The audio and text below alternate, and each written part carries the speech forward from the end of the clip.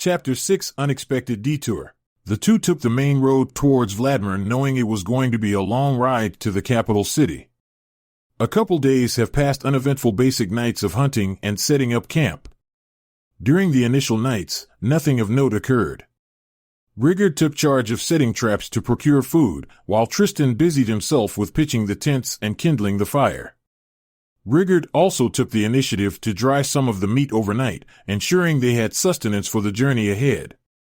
This routine persisted over the next few nights, with Rigard continuing to set traps for food while Tristan tended to camp duties such as setting up the tents and maintaining the fire. Rigard's efforts to dry meat overnight ensured they had provisions for the ongoing journey. The fourth day came by, and they continued their traveling. As late afternoon approached, the sky darkened ominously, and heavy rain began to pour down. Thunder rumbled loudly, followed by a crack of lightning striking nearby, startling the two travelers. Spotting a cave with a large opening nearby, the cave entrance was partially concealed by a curtain of lush green vegetation, with vines and creepers hanging down from the rocky overhang above. The foliage seemed to merge seamlessly with the surrounding forest, creating a natural camouflage for the entrance. As one ventured deeper into the cave, patches of moss and ferns clung to the walls, adding to the sense of natural beauty within. Moonlight filtered through gaps in the vegetation, casting dappled shadows on the cavern floor below. The cave itself seemed to breathe with life, a harmonious blend of the wilderness outside and the shelter of the rocky interior. They hurried inside for shelter. After venturing about 20 feet into the cave, they began to set up camp. However, they soon encountered a challenge as the wood they intended to use for a fire was soaked from the rain. The good thing is we have some food left over from nights before, stated Rigard. I agree. I will start a fire so it will be easy to warm up and dry off, said Tristan. Yeah. Rigard paused. These caves almost look like parts they have smoothed and evened out, like dwarves were here. Tristan extended his index finger, and with a whispered incantation, he ignited the damp wood, coaxing the flames to life. The flickering fire cast dancing shadows on the cave walls, illuminating the cozy refuge with a warm, golden glow. As lightning struck the cave entrance, a deafening rumble echoed through the chamber as rocks and debris cascaded down, sealing off the exit with a formidable barrier of stone. Tristan and Rigard sprang into action, scrambling to clear away the rubble in a desperate attempt to escape. Yet, as they toiled tirelessly against the mountain of rocks, a sinking realization set in. The task before them was monumental, and it would take days of backbreaking labor to even make a dent in the blockade. Rigard exclaimed while pointing. Look at this. They looked at the wall, and it looked like a diagram of the cave drawn on the wall, with an exit on the opposite side of cave. Looks like here is our way out of here. Let's leave the horses here while we explore. The map on the wall shows an exit on the other side of the cave and stares down southeast corner here, explained Rigard. Tristan replied. Let's check out the exit first. The two tied down the horses towards the entrance of the cave and started on their way towards the exit that was on the northeast side of the cave. Rigard looks down at the ring on his finger and lets out a sigh. Right before they left the village, Eldire stopped Rigard and Tristan. Here, take these rings. They will help you see when there is no light. Eldire reaches out and hands them two silver band rings that change size to fit their fingers comfortably. Thanks. They both replied. These rings are coming in handy, stated Rigard. The two rounded their first corner that opened to a large cavern filled with large thick webs. This can't be good, stated Tristan as he attempted to cast a spell sense foe. This spell initially didn't sense anything. As they move through the webbing and touch the sticky webbing, his spell begins to send warnings of hostiles nearby. Five giant spiders landed in front of Tristan and Rigard. Their hairy bodies were as dark as midnight, contrasting starkly against the dimly lit cave. Each spider boasted thick, sinewy legs, capable of swift and deadly strikes. Glistening fangs protruded from their gaping maws, dripping with venom, while their multifaceted eyes gleamed with a predatory glint. As they skittered closer, their movements were eerily silent, save for the occasional scrape of claws against the rocky floor, sending shivers down the spines of the trapped adventurers. As Tristan looked up, he noticed a spider triple the size of other spiders, realizing this is probably the mother. Tristan and Rigard unsheathed their swords. The spiders meticulously encircle them on all sides, cutting off any hope of escape. The large spider positions himself directly above. Tristan channels his magical energy, conjuring a massive fireball in his hand. With a swift motion, he hurls the fiery projectile towards the adult spider looming above them. The fireball strikes with precision, exploding upon impact and engulfing the spider in a blazing inferno. As the arachnid's body ignites, the surrounding webs catch fire, sending tendrils of flame licking across the cave ceiling and walls, rapidly consuming the sticky strands in a fiery cascade. The giant spiders advance towards Tristan and Rigard, their massive hairy bodies undulating with predatory intent. Each spider moves with a sinuous grace, their multiple eyes gleaming with a malevolent glint as they close in on their prey. Rigard lunges towards the two closest spiders, swing his sword impaling the head of the first spider while positioning himself away from the second. A third spider jumps at Rigard and barely misses its attack. With lightning-fast reflexes, the second pair of spiders lunge towards Tristan, their razor-sharp fangs poised to strike. Tristan narrowly evades their deadly assault, sidestepping the arachnid onslaught by mere inches. Rigard swings his sword, quickly dispatching the second spider. Tristan plunges his sword deep into the skull of the spider that is near him. As Rigard swiftly positions himself between the three remaining spiders, ready to confront them head-on, Tristan boldly advances towards the recovering mother spider. Towering at an imposing height of 10 feet with a body length to match, the mother spider exudes an aura of menace. Its sleek black exoskeleton is adorned with long strands of black hair, resembling sinister tendrils, while furry brown stripes run down its formidable legs, accentuating its intimidating presence. Well, isn't this just perfect? I've always wanted to host a tea party, and now we have the guest of honor. 8-legged, hairy, and probably not interested in tea, Tristan said. As he flashes back to a moment with Eldir, Eldir says to Tristan while they are in the library together standing over a scroll, This is the final spell I will be able to show you with the time that you have left here. We have focused on enhancing your firing ability and your ability to manipulate the body. This is a dangerous spell and should only be used when against vile creatures and great evils. This is a death touch. Depending on how much of your magical energies you put into this spell will be how much life you can drain from a living being. This will attack them directly on their life force. The smaller the target, the less mana it will take, the larger target may take more mana. The damage to the target is ultimately temporary unless you can use enough mana to kill them before they can recover. Tristan sees the large spider in front of him now. As the mother spider lunges towards Tristan with menacing speed, its fangs sink into his armor, threatening to breach his defenses. In a desperate bid to turn the tide, Tristan reacts swiftly, extending his hand to make contact with the massive arachnid's body. With a surge of determination, he channels an immense amount of mana. The magic flows from his body and into the large spider. He channeled death touch. All the spider's vital organs stopped, and its muscles contracted, instantly killing the large spider. The mother spider's body went limp and released its grip from Tristan's armor. The spider went limp on Tristan, unable to get out from underneath the spider. Tristan checked his armor, and it was still intact. As Tristan looked up from the ground, he watched as Rigard was finishing up the last of the spiders. The webbing around them had disappeared in flames around them. Have a feeling we are not alone in here, stated Rigard. Rigard looked at Tristan and pushed the spider enough for Tristan to get free from being underneath. Tristan stood up after getting out from underneath the spider. I think you are right, we are not alone. The map says the exit is ahead of us, though. The two headed towards the exit, and Tristan said, Why don't we check out the room to our left first? Just in case something is there so it won't sneak up on us. With a nod of understanding, Rigard and Tristan moved swiftly toward the expansive opening to the left. As they ventured forward, the ground beneath them began to tremble, and from the earth's depths emerged two colossal scorpions, each spanning an intimidating 10 feet in length with a shiny exoskeleton and dark shades of black, providing protection against potential threats. Their 8 legs thick and muscular, equipped with sharp, claw-like appendages for grasping and maneuvering. The tail, armed with a venomous stinger, would arch menacingly over its back, poised to strike at any moment. Its large, Pincer-like claws look like formidable weapons, capable of delivering powerful pinches to immobilize prey.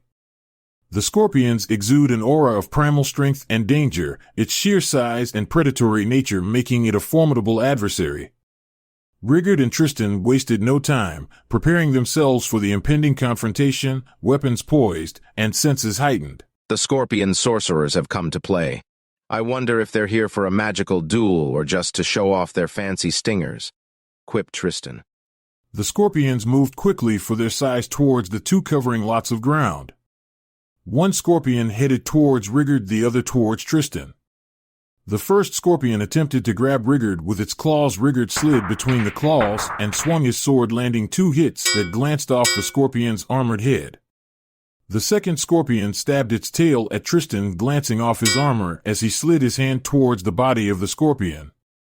With a surge of concentration, Tristan unleashed his deathly magic upon the scorpion, channeling his mana into a deadly touch. However, to his dismay, the creature remained unfazed by the assault, its resilient carapace deflecting the dark energies. Tristan cursed inwardly, realizing that he was too close to Rigard for his magic to recharge swiftly enough for another attempt. Tristan thought, "This won't be as easy as I hoped." Tristan focused on dodging the scorpion's attacks. Rigard gritted his teeth and continued his assault on the scorpion's head with Storm Weaver, each swing aimed precisely at the same spot. With relentless determination, he chipped away at the creature's armored defenses until finally, an opening appeared in its carapace. Tristan launched a series of swift strikes at the scorpion, his sword glancing off its tough armor with each blow. Meanwhile, Rigard seized the opportunity presented by the opening he had created earlier. With a decisive thrust, he drove Storm Weaver deep into the scorpion's brain, delivering a fatal blow. As he pierced through the top of the scorpion's head, he noticed a soft spot underneath. The scorpion body collapsed dead as Rigard pulled out his sword. He saw Tristan deflecting and dodging the attacks of the second scorpion. With a swift and calculated maneuver, Rigard positioned himself beneath the second scorpion's head. With practiced precision, he thrust his sword upward, aiming for the vulnerable spot he had identified on the first scorpion. As the blade pierced the creature's brain, its body stiffened momentarily before collapsing to the ground. Rigard swiftly rolled away just in time to avoid being crushed beneath the weight of the falling scorpion. Tristan walks out of Rigard's anti-magic aura and replenishes his mana withing seconds. Seemed like they were sleeping, and we disturbed them. Bolin being so close to the dreaded wasteland, some of these creatures find their way here, exclaimed Rigard. "Let's go check out the exit," said Tristan. The two went towards where the exit was shown on the wall as they arrived at a large door that looked as if it would slide up when activated. A lever to the right of the door with a slot for 4 keys to be inserted. Tristan tried the lever, but it wouldn't budge. "Looks like we will need to find 4 keys. Dwarves have definitely been here." There are stairs to the south. I am sure they are down there, Rigard replied. The two moved towards where the stairs were on the map. They saw cut out in the ground stairs going down. They were man-made and cut out with what looked like fine tools. Whoever built this definitely had help from dwarves, said Rigard. The two walked down the stairs, and the hallway down was filled with tapestries of a large eye, a large physical being that has 3 eyes, and individuals worshipping an eye floating in the sky like the sun. The disciples of the Wandering Eye created this. Tristan with a puzzled look on his face. Who? Rigard said. I have had meetings with them before. They are fairly harmless. This is a group of individuals who believe that there is a being that is all-seeing and ensuring that the world is as it should be. Knowledge and understanding are their main principles. This temple looks like it has recently been abandoned. Stopping halfway on the stairs to look at one of the tapestries touching the cloth. Looks like they hired the dwarves of Bemgron to build this for them. And with the number of creatures from the dreaded wasteland here, they must have been run out by them. Or something else, replied Tristan. Aren't the dwarves of Bemgron known for some of their elaborate traps and hidden doors? That makes sense why the exit we need those keys. Tristan and Rigard unsheathed their weapons as they began to reach the bottom of the stairs. Got a bad feeling about this, Rigard stated. As they reached the bottom of the stairs, they entered a room with glowing walls. In the middle of the room was a large millipede about 20 feet long curled in the middle of the room, surrounded by broke furniture and skeletons. The massive millipede, its segmented body spanning an impressive 20 feet in length, lay coiled upon the ground like a giant serpent. Its exoskeleton gleamed with a glossy sheen, each segment adorned with intricate patterns and hues of deep earthy tones. Sharp, pointed legs protruded from its sides, their hooked tips gripping the earth with an ominous intent. The creature's antennae twitched inquisitively, its many eyes glinting with a predatory gleam as it awaited its next move. As the two entered the room, the millipede put its head up like a snake and lunged at the two. Rigard jumped left and Tristan moved right, avoiding the first attack. Tristan concentrated and created a fireball in his hand and threw it towards the armored millipede with little effect. This thing seems armored like the scorpions. Yelled Tristan. Doesn't look like fire will be useful here. Rigard's blade sliced through the air with precision, finding its mark on the armored head of the giant millipede. With each swing of Storm Weaver, he carved deep into its exoskeleton, leaving jagged wounds in his wake.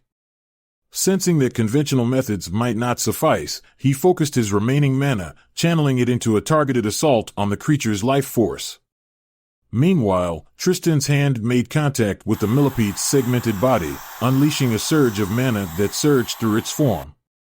The burst of energy disrupted the creature's internal balance, causing it to convulse in agony as its life force was assaulted from within.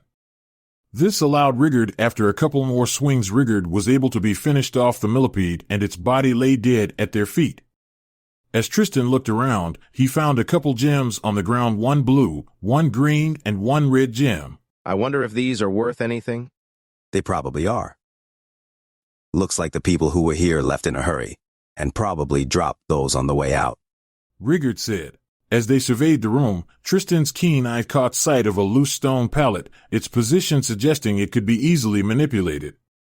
With a nod of agreement, they positioned themselves strategically beside the entrance, ready for any surprises. Rigard, wielding Storm Weaver, applied pressure to the stone, triggering a series of mechanical clicks from the walls. Suddenly, a loud pop reverberated through the chamber, followed by a swift swishing sound. With lightning reflexes, the duo leaped to the side as a massive spear shot forth from the hidden mechanism, hurtling past them to embed itself in the opposite wall with a resounding thud. That would have hurt, said Tristan. Well, if this dungeon had a welcome mat, I think we just found the unwelcome spear beneath it, laughed Rigard. As they entered the next room, there were two partial skinned bodies dressed in robes from the Wandering Eye with claw marks and bite marks in their body, and tapestries on the wall. The two searched the room and found a secret doorway that led to a hallway. The two kept moving in the same direction till they came to a room in a hexagon shape. On the wall there were 3 pillars. On the far left pillar are 3 discs, one red on top, the blue in the middle, and the green on the bottom. In front of the pillars are 3 levels, 1 red, 1 blue, and 1 green. Looks like moving the levers will move the discs, said Rigard. Tristan tried to pull the blue and green levers, and they wouldn't move. He pulled the red lever, and it had 3 separate positions. The second position, the top red disc, moved to the middle spot, and the third position moved all the way to the right. Tristan moved the red disc to the second position. The green lever still didn't move, but the middle blue now would move to the third position. The red could still be moved to any position. Tristan moved the red to the third position above the blue disc. The blue disc could no longer be moved, but the top disc could still move freely, and he learned now the green disc could move between the first and second pillar now. Tristan moved the red back to the first position, and the blue could move above the green, and the red was now able to go above the blue and green disc in the second position. Looks like if there is a disc above, the ones below cannot move, and a lower disc can't be moved into a space with a higher disc. Tristan moved the red disc to the third position, the blue disc back to the first pillar. Then moved the red disc back to the first position so he could move the green disc to the third position. The red was then moved to the second position, so the blue disc could be moved to the third position, followed shortly by the red disc. As the red disc clicked into place, the door slid up and a key appeared. Looks like we got our first key, said Rigard. Only 3 more to go. The dwarves really like their puzzles and traps, don't they? As Rigard and Tristan ventured further into the underground dungeon, they found themselves in a long hallway stretching toward the southern end. The passage seemed to lead to the far reaches of the subterranean labyrinth. Along the way, they passed entrances to rooms they had already explored, indicating the vastness of the maze. In the dimly lit hexagonal chamber, Rigard and Tristan's eyes were drawn to a curious arrangement in the corner. There, a sizable scale commanded attention, its sturdy beams supporting two differently sized containers.